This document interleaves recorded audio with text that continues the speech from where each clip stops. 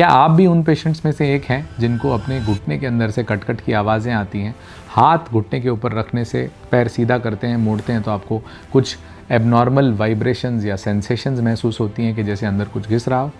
तो ये वीडियो आप ही के लिए। जी हाँ दोस्तों, इस फीलिंग को हम लोग मेडिकल भाषा में क्रेपिटस के नाम से जानते हैं और क्रेपिटस मुख्यतः 2 प्रकार का होता है, जिसमें फाइन क्रेपिटस और कोर्स क्रेपिटस के नाम से इसको हम जानते हैं। अगर इस क्रेपिटस के अंदर आपको कोई भी तरीके का पेन नहीं है, ये साइलेंट फाइन क्रेपिटस जैसी चीज़ है जो हम डिफ़ाइन करते हैं कि एक हल्का सा घिसाव महसूस होना, ये एक बिल्कुल नॉर्मल सेंसेशन है जो कि मोस्ट लोगों के जॉइंट्स के अंदर से कभी ना कभी लाइफ के किसी दौर में ज़रूर आती है। दोस्तों बताना चाहूँगा, अगर एक क्रेपिटस दूसरे को सुन रहा है, ऑडिबल है, ऑडिबल क्लिक्स के साथ एसोसिएटेड है, पेन के साथ एसोसिएटेड है और लॉकिंग जैसी फीलिंग के साथ एसोसिएटेड है, तो ये क्लिक्स नॉर्मल नहीं है, ये क्रेपिटस नॉर्मल नहीं है। अगर सीढ़ी चढ़ते समय,